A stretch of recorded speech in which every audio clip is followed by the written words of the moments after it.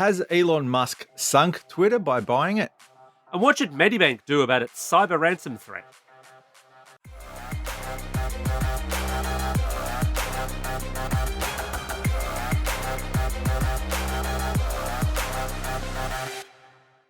Vertical Hold is proudly brought to you by Aussie Broadband, changing the game with their award-winning network and Australian-based support.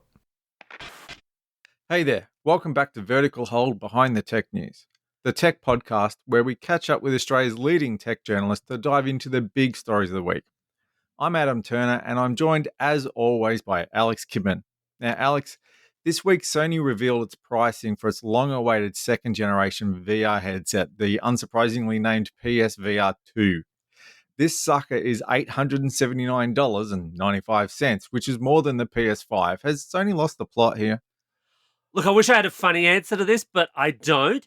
I'm not entirely sure that they've lost the plot because I get the R&D costs money, the tech costs money, but it feels insane that it costs more than the console.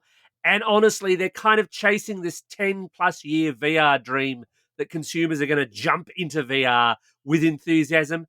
And they haven't yet. And given it's for a console that's really still quite hard to buy unless you want to pay an eBay scalper, it feels like this is just going to be the most minimal market product for Sony in years since the mini disc, perhaps. Hey, don't knock mini disc. Don't you knock mini disc. I'll knock what I like, sir. Anyway, speaking of losing your grasp on reality, this week we're joined once again by the one and only Stilgarian. Welcome back to the show. Hello, chaps. I don't think it's me that's losing reality this week, for a change. So would you drop $1,500 all up to get the PlayStation 5 and the new VR headset to escape from reality? No, there are cheaper ways, and you know that work even without electricity.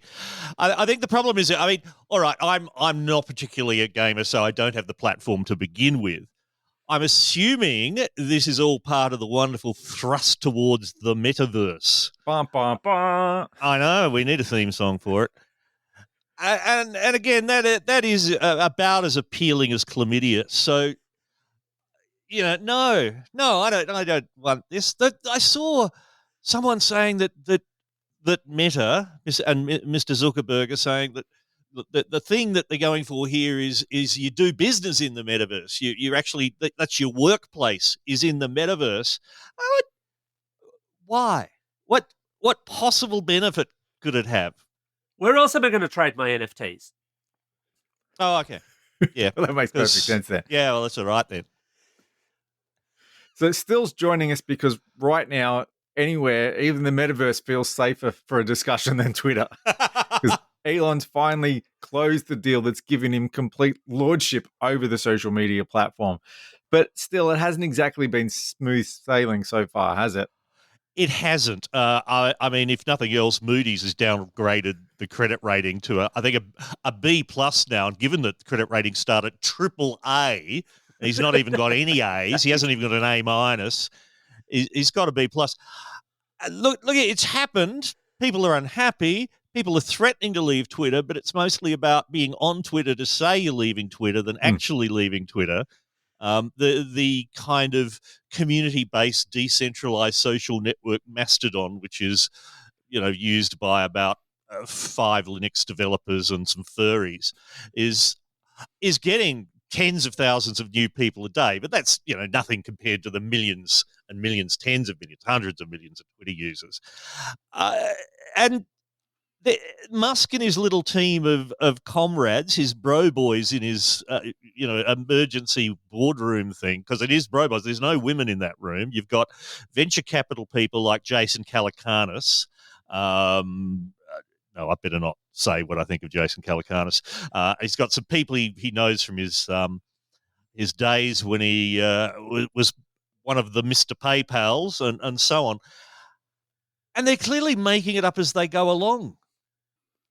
And they're making it up with surprising speed. I mean, one of the crazy things about following this story is that if we'd recorded this podcast 2 days ago, 1 day ago, frankly, 6 hours ago from when we're recording it, it would have been a very different story because within the span of a week, He's retweeted a bunch of fairly incendiary, mostly right-wing memes. Your politics Yep. might vary on those. He's argued with Stephen King about payment. He's Yep. floated paid-for Twitter verification, which we'll get into in a minute. He's removed other features from Twitter Blue, the paid-for platform. Reportedly removed access to content moderation tools from internal staff. Dissolved the board of directors. Yep. I mean, by the time people are actually listening to this, for all we know, he might have relocated Twitter to Mars. Well, he does have the technology. Hopefully it's a one-way trip. And he's on board. Seriously, though, yeah, it's just crazy. They are issuing directives and saying things like, even the idea of, there has always been, ever since Twitter started growing, this idea of maybe it should be a paid-for thing.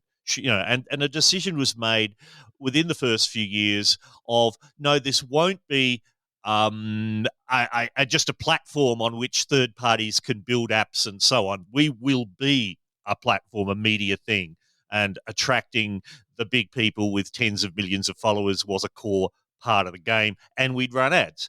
You could have just said it'll be $10 a year, and no ads, and that probably would have been fine. But now I said, to keep your blue tick verified, all right, I have the little blue tick to say I'm a verified user, because back when Twitter started in Australia, that like a bunch of journalists were just given one. I can't remember whether you guys have one. Yeah, I'm in that maybe. boat too. I'm the man in the room who's not verified, so I might not be me. It's just possible. You could be me. That's a scary thought. Yeah, I know. But that's turned into not this person is who they say they are, it's not an impersonator, but it's become this sort of weird status symbol. And the idea was, all right, well, you pay to be verified, and that will be a revenue stream for Twitter. It currently makes 90% of its money from advertising, but it's not enough. Twitter has always struggled to be profitable. So they floated the idea of maybe $20 a month, and then it was this, that, and the other. Twitter Blue, the discontinued thing, was $4.99 US a month. And then, yes, there was this bizarre exchange between Elon Musk and Stephen King. Elon Musk saying, you're going to have to pay for this, and it'll be $20 a month or whatever. And then Stephen King, the slightly famous horror writer, said, well, you should be paying me, basically. And Musk is, what about $8 a month? And so someone Angling in real time. Yeah. Yeah. Well, and whether that's the result of that or not, the myth that Elon Musk wants to make about himself is that he is in charge and making all these decisions constantly, even though some things, might have been in the works for years, but he'll suddenly take credit for it. Just to dwell on the blue tick stuff for a minute, are they implying that anyone can now get a blue tick if they're prepared to hand over their money? Because I thought the whole point of the blue tick was to prove that in Twitter's own words, that you are authentic. So you say who you say you are, you're notable, and you're active on the platform. If anyone can just hand over money and get it, doesn't that completely defeat the purpose of it? Yes. But on the plus side, for $8 a month, I can be King Charles. But that's what I'm saying. Like, well, do you still have to meet the previous criteria for having a blue tick in order to be eligible to hand over your money?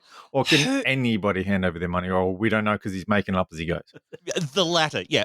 Who knows? I mean, he has said that people who have the blue tick currently will have 90 days to pay up or they'll lose it, which presumably gives him time to figure out how to actually make any of this happen. Although reports have been coming out that he said, no, this is going to be a thing. It will be, $8 a month and people can do it.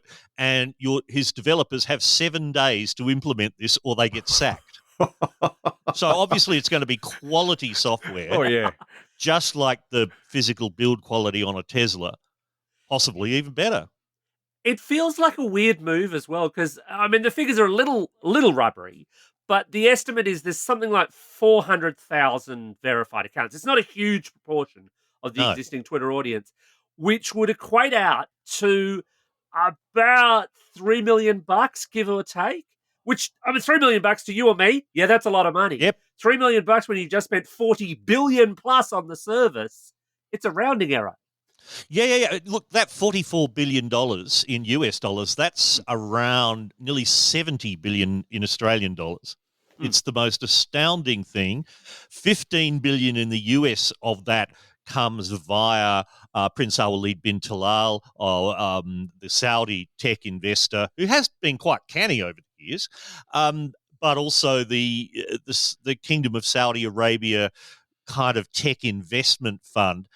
And when you're struggling to be profitable, having a $15 billion debt to the Saudis, the renowned, gentle people who would not care if you crossed them, I wouldn't like to be in that position.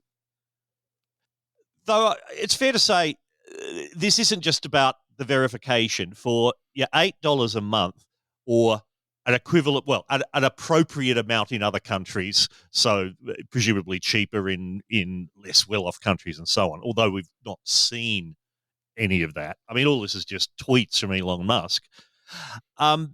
You will also have your replies to someone and and other people's search results will prioritize yours. So when you look at the replies to your tweets, the blue tick people will be at the top and others further down. And the claim is that all this requiring people to identify themselves as an actual human will help reduce the spams and scams on the portal, if you remember that callback. Which some people have said, well, at one level, yes, because you won't have bots churning through, 1,000 fake passport numbers, because there will be presumably some sort of verification system. And that's the case now, unlike... Real passport numbers aren't hard to get. Yeah. We might talk about that a little later. Yeah. So, look, I don't know. People are, if they're not paying now, if they're being asked by every streaming service in the world to pay stuff, and meanwhile, Instagram, which is owned by Meta, has a little pop up currently, at least in some countries, saying, "Look, if you've got the new iOS, which doesn't transmit your kind of device ID numbers so we can track you, if you'd like to just turn that off, that'll help us keep it free." Subtle. No worries. Subtle. But, I mean, Meta's thing there has always been advertising. I mean, ultimately, it's about selling to advertisers, which Twitter has struggled with. And this seems to be the other problem area that Musk has got, because a lot of people have reported that, for example, since Musk has taken over, an awful lot more objectionable content has come through. I'm not going to repeat some of that objectionable content. Oh, we can't. Yeah, we can't. And that Twitter's, I think, has made the argument itself that no, there may have been a concerted campaign and bots doing this stuff, but it was still there. How much of an advertising hole is he in? Well, one of the biggest advertising brokers for social media has already advised its customers to put everything on hold for a month until we can see what happens. We know that General Motors, the car company, has paused all its ads for a period, but that could also be that they don't like Musk's role with Tesla, although they troll him mercilessly online anyway.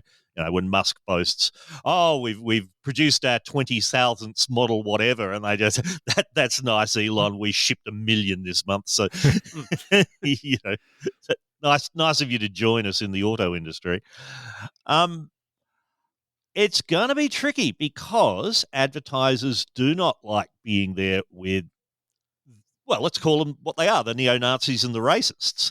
And as we record this, the latest management of Twitter by poll of Musk's followers, the question is, advertisers should support, and the choices are freedom of speech or political correctness.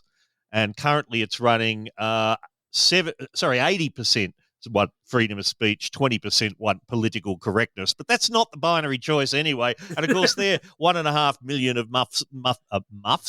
They're 1.5 million of Musk's little flying monkeys who, it's weird. Someone described Twitter right now, at least if you look at what's happening with Musk and his takeover, it's two disparate tribes. There's one lot who are just sucking up to Musk and praising him for his wisdom and throwing the N-word around and complaining about the Jews. And then the others are all these people just mocking the whole thing. It's and I'm one of the latter. I'm looking at this stuff and go, this is insane. Well, speaking of unsavory types, I think there is one big question, especially considering we're only a week out from the US midterm elections. Elon was not happy about the fact that Trump was deplatformed, I think was the word for it, basically kicked off Twitter, and now seemingly has the power, has God admin rights. Do you think he'll turn around and let him back on tomorrow? I think if he was going to do it quickly, it would be already there. Trump would be back. Trump has sort of said he's not coming back. He's already got his own social network. Truth Social. We know how well that's going. That's in the game. I don't know. It's not clear what Trump is doing in this regard. I mean, he's still running his rallies. He's still, shit talking everyone and complaining about the world. But it is this last few days before the midterm elections, Tuesday US time coming up, and I think even Elon Musk, although he's retweeting weird conspiracy theories about Nancy Pelosi and her husband, I don't think he's quite ready for Trump to come back. I saw an interesting line from him, I think just in the last few hours when he was asked about it, and he said, Twitter will not allow anyone who was deplatformed for violating Twitter rules back on the platform until we have a clear process for doing so, which will take at least a few more weeks. Now, that sounds like a surprisingly reasonable comment from Elon. I'm going to disagree there, just to butt in. That it's reasonable, or that's no, what no, they're no. going to do? I think they need they need moderation. But Twitter's been around for years. Why do they need a clear? It sounds dangerous to me. This idea that they suddenly need a clear process. This sounds like he's saying, and I think he very much is, that he's reframing what he thinks the clear process should be, because they've had safety departments, they've had people who are meant to moderate. Now, historically, there's a lot of proof that they've done an awful job of this, and maybe they need more. But I worry that clear process just means what I think should go goes, but the stuff that can stay can stay. And as we've seen from a lot of his supporters, they're not the most pleasant people. That said, Musk has already gone on the record about this. He said that they haven't changed the content rules. We've heard what Adam just described. He's also said there will be a content moderation council made up of people of diverse views, which will set a policy. Now, this it sounds like it could be similar to what Facebook already has. And I forget what Facebook calls it, but they have a kind of Supreme Court of Appeal, if you like, that you can refer decisions to, and they will not just look at individual decisions, but then say, okay, how should that process have run? What process should there be? What are the broad rules? And that came in the wake of some high-profile dumpings from Facebook. Mr. Trump's name comes up there as well, and if Musk is thinking of doing something along those lines, getting it up in a few weeks is rushing it. It takes at least a few months to set up something like this. That he's going to have something that will both appeal to his fan critters and to those who want to be able to say anything, and at the same time be something that the advertisers will be happy with and that other community groups will be happy with and that the European Union will be happy with, because when Trump tweeted the bird is freed, the European Union's head of all of these things, in the EU the bird flies by our rules, waving the EU flag. Then, I mean, even look at that. You start talking this Nazi stuff in Europe and see what happens to you legally. Then there's China. Tesla got a quarter of its revenue last year from China. We've already had a Chinese what do they call them? The wolf warriors, the propagandists, whose Twitter feed is still labelled state-affiliated media, and he's tweeting, well, I'm not. I'm retired now. I'm just a private citizen. So I hope that Twitter will come to its senses and remove all of those tags. And I'm going, here we go. How's it going to go down with the Russian Foreign Ministry, which tweets quite heavily in a very troll-like manner? And so on and so forth. So he's gonna have to satisfy all these people while getting money from China, while mortgaged up the wazoo to Saudi Arabia, and so on, without then all of his fans saying, "Oh, you've gone woke. You're just woke. You've become one of the lefterati," because that's the depth of political commentary and understanding we have on Twitter. But that's what it is. Doesn't he call himself a free speech absolutist? And absolute doesn't seem to have a lot of wriggle room in it by definition.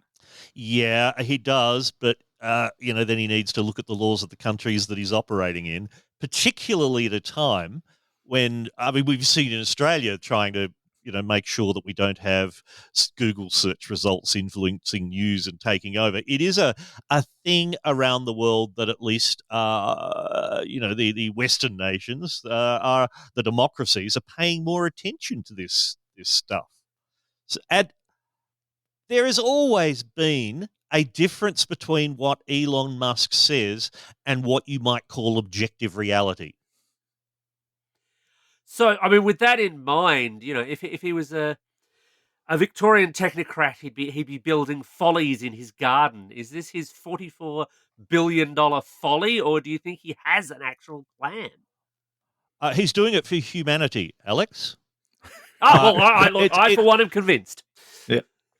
He's got a messiah. No, well, look, one should not diagnose other people medically, right, especially when I'm not a real doctor. But he certainly sees himself as a savior, right? He's saving humanity by taking us to Mars, brackets where he will be God Emperor of Mars, making all the rules. And now he's creating a platform, freedom of speech, where he can say anything he likes about Nancy Pelosi, and then when it's called out as being conspiracy theory rubbish, he deletes that tweet. And then when the New York Times says, must deleted this tweet where he linked to a platform full of fake news, and he snarks back, no, I didn't. I didn't link to the New York Times. That's the level of discourse we're dealing with here. Yeah, it's real schoolyard stuff, except when you look at some of the young journalists and social media content creators coming through. This is just rubbish. But of course, it's only week 1. True. So we've talked on the show a bit about the Optus hack recently, but they're not the only data breach victims in town. Medibank revealed throughout the course of last month, basically, that it had had what appeared to be a small breach, which then turned into a mid-sized breach, which then turned into quite a big breach of its customer database, something along the lines of just under 4 million customers. Stilgarian, I know you're a man who loves a data breach. Oh, yes. Do we actually know, beyond we had a data breach, guys, this is bad, do we know what happened in any detail? Not really. And the federal police are advising anyone who's a victim of a data breach to not give away any details, both to encourage copycats and to not reveal what they know in their investigation at that time. What I do know, however, is that it's again been a kind of cluster of mistakes in terms of communication. Now, Medibank did the thing you should never do and say on day one, we have no evidence that any customer data was stolen. And of course, now we'll actually look for said evidence, and we find, we did lose a bit, 200 gigabytes of stuff. Medical records, the whole thing. We don't know how. We know it's not ransomware. It does appear to be that a large amount of data was just on a server somewhere without being properly protected. So no ransomware involved, but there is a ransom involved. We don't know how much the hackers are asking. We do know that in the Optus case, which is, I don't know, same people, different people, who can say, but they were asking for $1 million US before they kind of caved in. There is no sign of a caving in at this stage. And Medibank is not able to say yet whether they've reached a decision on whether to pay this ransom or not. But they did prove that they actually have real data, didn't they? Yeah. I mean, there's a standard kind of way these stories unfold now, that there's an allegation of a data breach or a hack. Someone claims credit for it or not. A sample of the data will appear on the dark web. And then data breach investigators will have a look at that and contact some of the people and go, yeah, well, that's their real details. And then of course the organisation itself, it can look at the data and go, yeah, all that other stuff in there, all those transaction numbers, and yeah, that's real. And then the question becomes, is that sample just the sample that someone else is flogging online, or is this definitely the full batch of stuff that is out there and you're talking to the person involved? At this stage, the feeling is, yeah, these are the correct people involved in having all of the data, and now it's just what happens next. And all of the data in this case feels to me, and I should say, I suppose, I'm not a Medibank customer. I'm not one of those affected, I think. Well, I'm certainly not a customer of theirs, but this feels to me like it could be potentially more dangerous than the Optus data. I mean, we've argued about whether or not Optus needed to hold that data from a legal perspective, or should have anyway. But Medibank, obviously, as a health fund, would have health data and insurance data and so on, which was part of its business, which presumably these bad actors now have. Oh, yeah, health data, it contains everything. It's one of the most valuable you can have. You have the person's financial details because the money's coming in and out. You have their health record. You have an insight into the people. You might, if you were a nation state actor, some intelligence service, you could use that to find people under psychological stress or indications that there might be financial stress. They've been treated for drug addiction or whatever it is. You might find potential agents in that. You can blackmail people to say, well, look, we'll reveal this to your employer. We'll reveal this quiet little abortion after your overseas trip to your partner, things like that. And so much more can be gleaned from having this medical data. It's going to be one of those interesting questions, because, and this is the question for anyone who has been issued with a ransom notice. On the one side, and the official advice is never pay a ransom, right? Don't do business with terrorists, don't pay a ransom, whatever. But sometimes you do actually want your kids back. And in this case, sometimes not just their ears. Really, yeah, you do actually want this data not to go out. Then it goes back to the other side of the argument. Yeah, but if you start paying out these big ransoms, A, there's no guarantee they won't just take your money and run anyway. And B, you're indicating that, yep, companies are, this is a business worth trying, right? The ransomware's good. You can make money at this. And we've certainly seen cases in the past where the ransom has been, X dollars, and then they've said, oh, no, maybe one a bit more, maybe 3X. Send us 3X, and we won't really, and so on. You mentioned that the Medibank board has not yet decided, or they're not publicly said, yes, we're going to pay, no, we're not going to pay. Unless I'm very much mistaken, even though obviously all of this stuff falls under the umbrella of criminal activity, unless I'm very much mistaken, it wouldn't actually be illegal for them to pay, would it? There's no legislation that says you cannot pay this kind of thing. Not directly, no. If it's found that you were funding terrorism, for example, like if it was found that these are in fact operatives from, say, North Korea, which has financial sanctions on it and so on. They're not terrorists, but there are sanctions on North Korea, or Iran, where there is terrorism and so on, then yes, you are helping to fund terrorism, and that becomes a crime. So it's not illegal to pay it. Of course, you have, though, the shareholders who are going to say, well, hang on, this is our money too. And can you say that company directors have acted in the best financial interest of the company if they start giving money to criminals? Now, Medibank is one of Australia's, I think, the largest private health insurance company. You would think they would have cyber insurance to cover this? This is my favorite bit of the whole story. This is beautiful. No, they did not have cyber insurance because this insurance company says insurance is expensive and not worth it. No shit. Oh!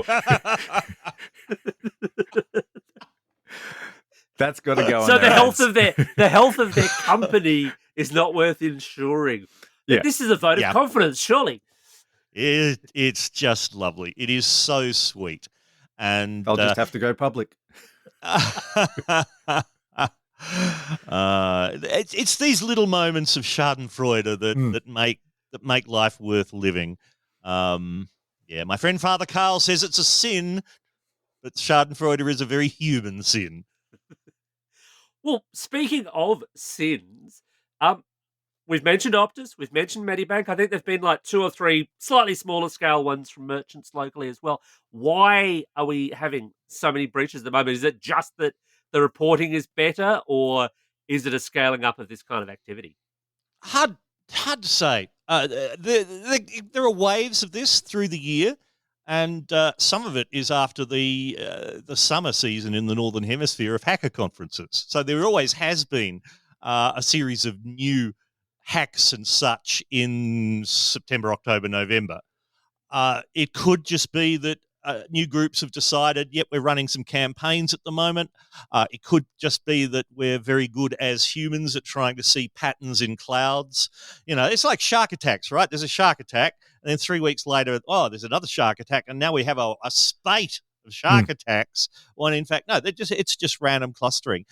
It's hard to say. It's quite possible that given we had the Optus breach and then a couple of other, lesser profile but still kind of pencil up the nose grade mistakes, that other crime gangs went, let's have a look at Australian ones. We haven't looked at Australian ones for a while. Again, we're back to the flying monkeys effect of, I'd certainly do that now, because right now that we've had all these really high profile ones, I reckon a lot of folks will be going, hey, let's look at some Australian companies for a bit.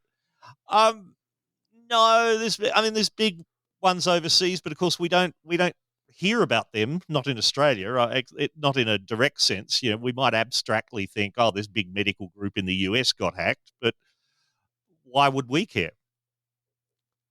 So then, as the end person listening to all this is saying, right, well, I've handed over my data to all these people, they're all getting hacked. What is that I can do in any way, shape, or form to keep myself safe or safer? Bugger all. That's what I thought. Yeah. The problem is here, you currently have to release a lot of data to do business with people. You have to show a driver's license or a passport for ID. Obviously, for health insurance, you need your Medicare number and your actual health records. That's literally the whole point. You're interacting. The trick would be to have an infrastructure where even if someone had your passport number, that by itself is useless. That there is a bunch of digital signatures and such, so that we know, yes, we've got the passport number, but also there's some transactional data attached to that to say, and the passport holder is currently holding that phone in their hand, and we're signing that with a time-stamped digital signature and so on. There is technology starting to emerge for that. In Australia, there's no clear plan to make that happen. But if you watch the space called verifiable credentials, you'll see international standards emerging for this. And for anyone who uses Google Pay or Apple Pay, this is what you're talking about, the wallet on your phone, that you've got your credit card numbers in there and so on. And there's a mechanism by where they can authenticate that's not just the right card number because it's talked to your bank, but now the phone is in your hand and you're correctly logged in and all those things. We see them a little bit in New South Wales, at least in Australia, and the other states to follow, digital driver's licenses, where you can show the license on your phone and there's a constantly changing QR code, which someone else with their phone can look at that, and it all magically through the cloud says, oh, yeah, that's all correct. You are looking at that correct digital license right now. It's not a static screenshot, and so on. That technology can be extended to have a more open wallet. There are open wallet standards being developed.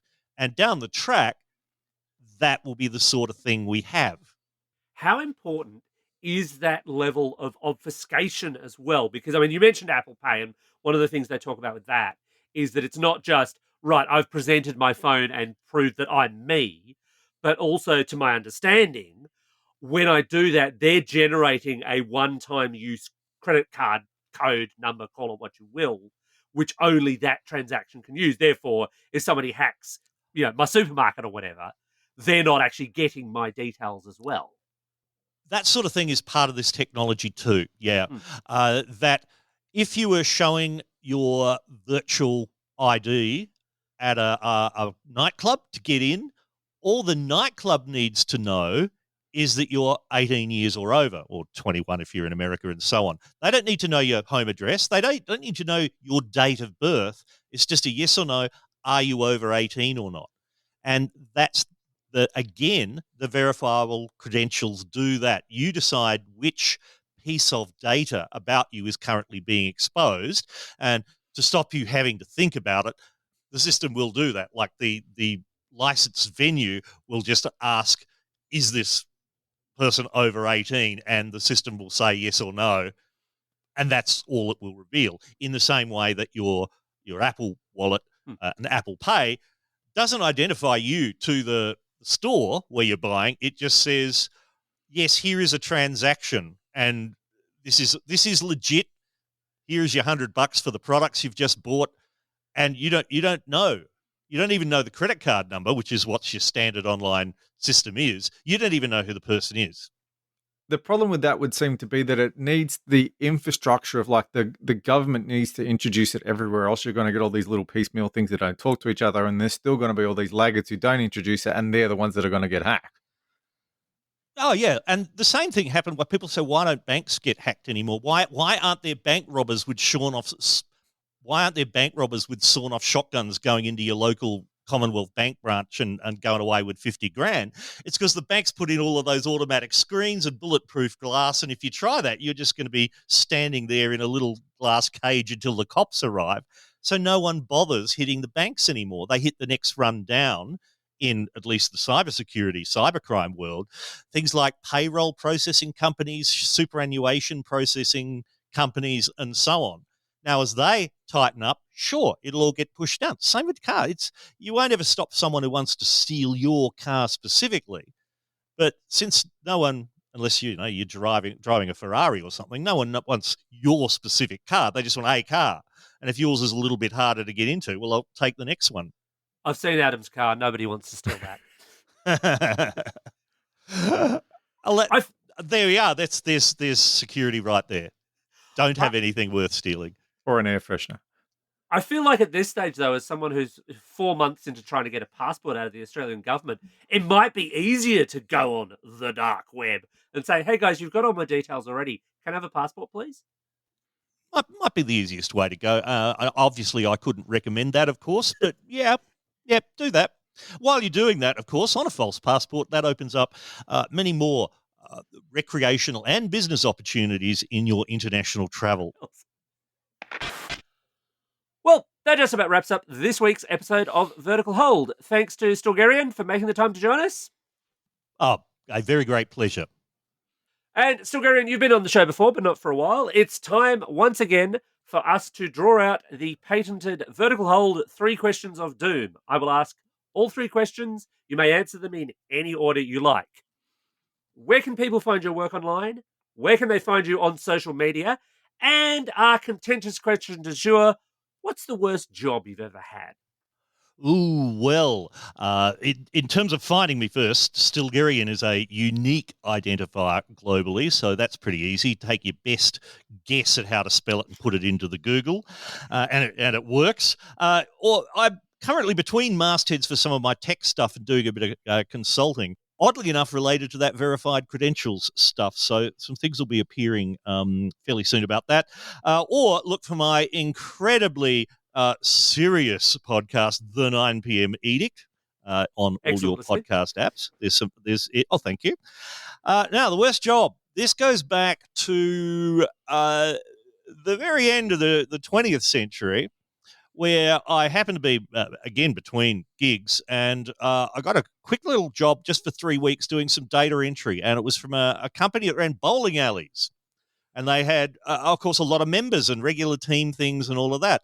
And they had decided to really put all that into a database for some reason. They had, I don't know why, they had they wanted to do a CRM system, right? So I was going through all of these paper records to put everything into a CRM system. And so I spent 3 weeks typing this stuff. And then on the second last day of this, I was almost finished, and someone else in the office came across, and I saw them printing off a lot of mailing labels. I went, what's that about? And they said, oh, that's our membership database. Oh, yeah, everyone who plays regularly and in a team. And so I've just spent 3 weeks retyping this thing, which you already had, and I could have just imported it into the CRM. But On the plus side, it does feel like you would have been in the best position to go and grab a bowling ball and beat people around the head with it. True. That is the wrong office to make enemies. Yeah. Look, they were lovely people, and they had excellent coffee. But I got Stay clear of the hot paid. dogs, though. I got paid. I Well, can live without the hot dogs. That is the important thing.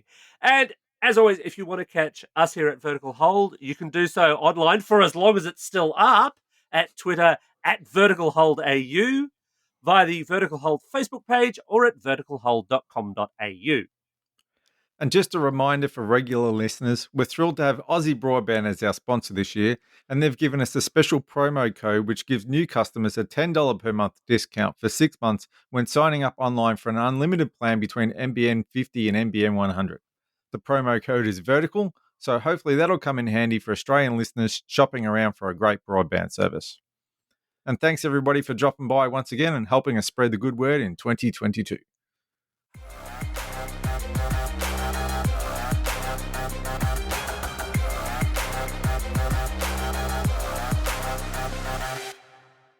Vertical Hold is proudly brought to you by Aussie Broadband, changing the game with their award-winning network and Australian-based support.